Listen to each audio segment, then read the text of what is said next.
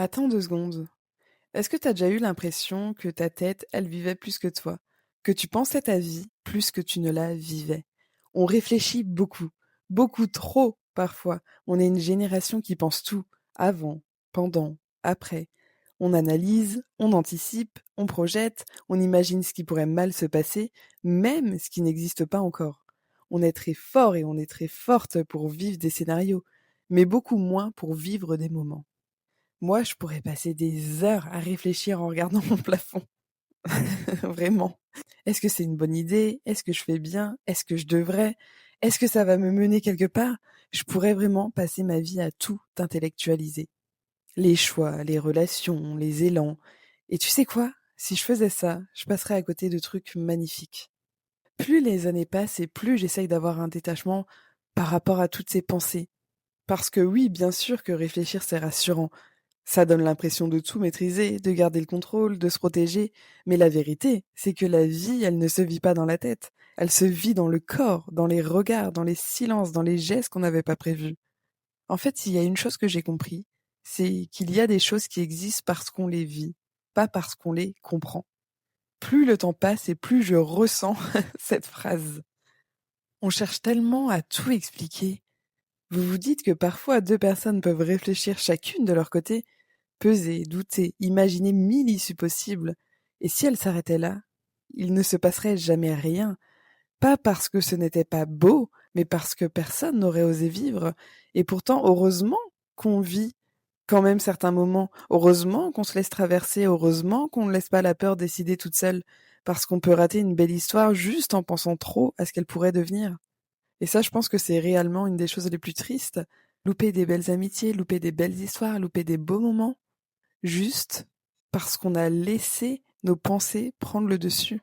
Alors on peut pas contrôler les pensées qui nous viennent, mais je vous assure qu'on peut contrôler ce qu'on fait avec. Et à partir de ce moment-là, il y a une autre vie qui nous attend derrière.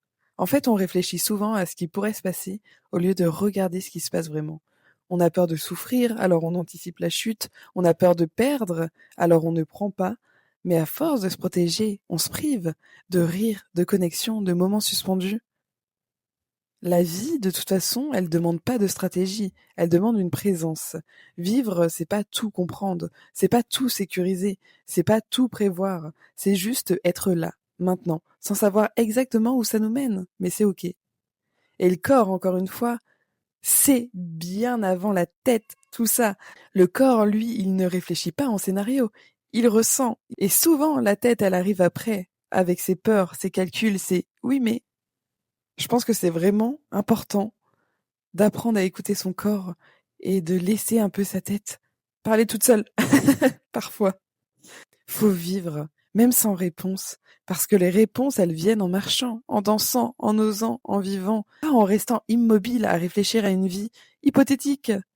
Alors, petite parenthèse, mais je sais pas si vous entendez mon chat derrière, mais aujourd'hui, elle a décidé de participer à cet épisode. Je pense qu'elle a aussi des choses à dire.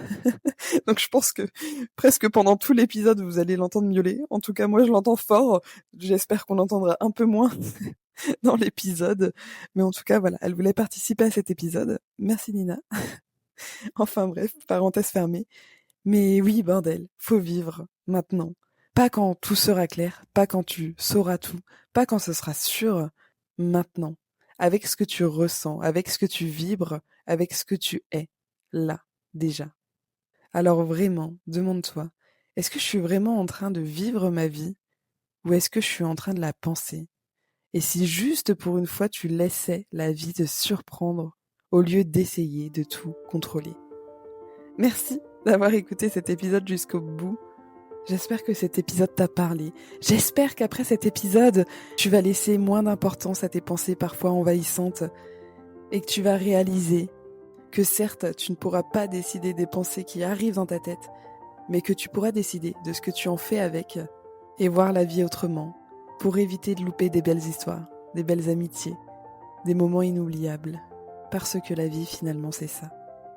Alors si cet épisode t'a parlé, partage-le à quelqu'un qui réfléchit trop et ne vit pas assez.